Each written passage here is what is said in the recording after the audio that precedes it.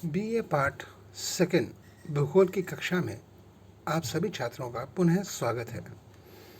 प्रिय छात्रों, पिछली कक्षा में हमने भूगोल के प्रथम प्रश्न पत्र यानी कि संसाधन भूगोल के बारे में अध्ययन आरंभ किया था। उस सत्र के दौरान हमने संसाधन भूगोल की विभिन्न परिभाषाओं के बारे में समझा था और उसके संदर्भ में विभिन्न विद्वानों के मतों को भी जाना था कि उन्होंने अपने अपने तरीके से संसाधन भूगोल को किस तरह से उसकी व्याख्या की। आज हम संसाधन भूगोल की प्रकृति के बारे में बात करेंगे। छात्रों, संसाधन भूगोल मानव के लिए उपयोगी प्राकृतिक एवं मानवीय तत्वों, यह तत्वों से तात्पर्य संसाधनों से है, के स्थानिक अध्ययन से संबंधित है। इसकी प्रकृति के संबंध प्रमुख तथ्य निम्नलिखित हैं। पहला बिंदु, संसाधन भूगोल संसाधन की स्थानिक भिन्नताओं का अध्ययन है।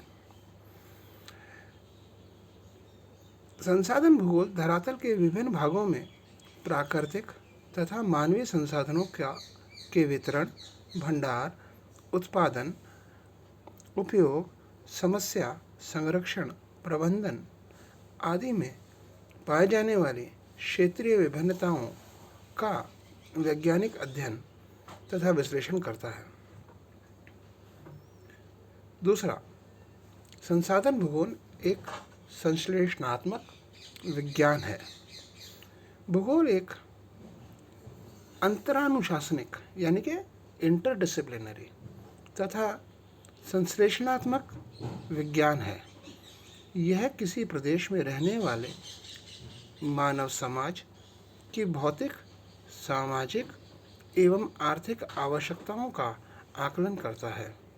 साथ ही विभिन्न क्षेत्रों में विद्यमान मानव उपयोगी प्राकृतिक तथा मानवकृत संसाधनों की उपलब्धता एवं भौतिक विशेषताओं का विश्लेषण करता है। भूगोल की उपशाखा के रूप में संसाधन भूगोल इस संश्लेषणात्मक उपागम का अनुसरण करता है। तीसरा बिंदु, संसाधन भूगोल एक गत्यात्मक विज्ञान है। किसी तत्व में संसाधन स्वयं उसमें नहीं अपितु मानव के लिए उसकी उपयोगिता में निहित होती है। यहाँ यह ध्यान देने वाली बात है कि एक बार पुनः बताता हूँ कि किसी तत्व में संसाधनता स्वयं उसमें नहीं अपितु मानव के लिए इसकी उपयोगिता में निहित होती है। मानव अपने ज्ञान तथा प्रावैधिकी यानी कि टेक्नोलॉजी के द्वारा पूर्ववर्ती अनुपयोगी तत्व को किसी भी उपयोगी बना देता है, जिससे नवीन संसाधन विकसित होते हैं। जैसे बहुत साधारण उदाहरण में कहूँ कि लकड़ी से विभिन्न फर्नीचर को तैयार करना, ठीक है। इसी प्रकार धरातल में विद्यमान विभिन्न खनिज जैसे लोहा, उसको विभिन्न आकार देकर उससे भिन्न भिन्न साधन जो कि मानव उपयोगी हैं उनका निर्माण करना आदि। इससे संसाधन भूगोल का विषय क्षेत्र विस्तृत होता है। चौथा, संसाधन भूगोल आर्थिक भूगोल की उपशाखा है। आर्थिक भूगोल के अंतर्गत विभिन्न प्रकार की आर्थिक क्रियाओं के वितरण के प्रतिरूपों तथा उन कारकों एवं प्रक्रमों का अध्ययन किया जाता है जो धरातल पर प्रतिरूपों की क्षेत्रीय भिन्नताओं को प्रभावित करते हैं। आर्थिक भूगोल में विभिन्न प्रकार के संसाधनों जैसे मृदा, जल, जैविक तत्व, खनिज, ऊर्जा आदि तथा आर्थिक क्रियाओं जैसे आखेट, मत्स्य पालन, पशुचारण, पशुपालन, वन उद्योग, कृषि, विनिर्माण उद्योग, परिवहन, संचार, व्यापार, वाणिज्य आदि तथा अन्य आर्थिक पक्षों एवं संगठनों का अध्ययन किया जाता है। आर्थिक भूगोल का सबसे महत्वपूर्ण पक्ष संसाधनों का भौगोलिक विश्लेषण है। अंतिम 5वां, संसाधन भूगोल एक सामाजिक विज्ञान है। संसाधन भूगोल संसाधनों का अध्ययन है। सभी संसाधनों में मानव का ज्ञान सबसे बड़ा संसाधन है, क्योंकि यह ज्ञान ही संसाधनों की उपयोगिता प्रदान करता है।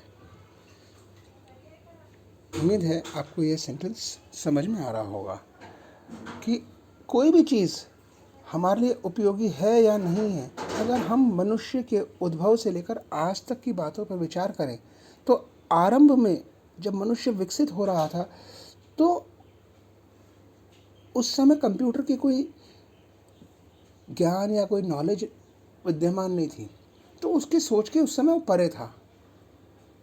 लेकिन मनुष्य के धीरे धीरे विकास होते होते आज हम कहाँ से कहाँ पहुँच गए और हमारे संसाधन हमारे मनुष्य के ज्ञान से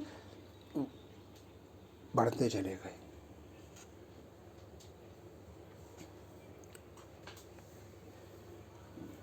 तो प्राकृतिक तत्व मानवीय गुणों जैसे ज्ञान, तकनीकी विकास, सामाजिक संगठन, सहयोग, सहकारिता, राजनीतिक संगठन, सामाजिक विकास आदि से ही संसाधन बन पाते हैं। सामाजिक गुणों की प्रधानता के कारण संसाधन भूगोल सामाजिक विज्ञान की श्रेणी में आता है। इसके नियम प्राकृतिक विज्ञानों की भांति वस्तुनिष्ठ तथा यथार्थ नहीं होते, अपितु सामाजिक विज्ञान की भांति लचीले तथा परिवर्तनीय होते हैं। आज की कक्षा में सिर्फ इतना ही। अगली कक्षा में हम स्कोप ऑफ रिसोर्स ज्योग्राफी यानी कि संसाधन भूगोल के विशेष क्षेत्र के बारे में कुछ जानकारी एकत्रित करेंगे।